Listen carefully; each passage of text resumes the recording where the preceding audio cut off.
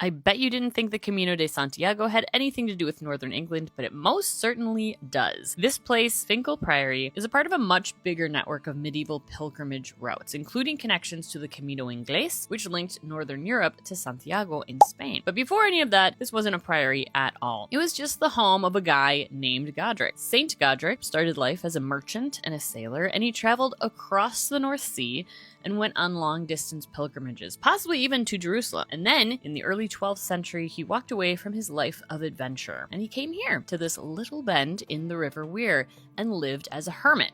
He built a small hut and a little chapel and stayed here for decades. He fasted and prayed and allegedly even stood in the river in the winter as a part of his ascetic practices. He lived here for around 60 years. By the time he died in 1170, at about 100 years old, this had already become a place of pilgrimage. And about 25 years later, his hermitage was turned into a Benedictine priory linked to Durham Cathedral.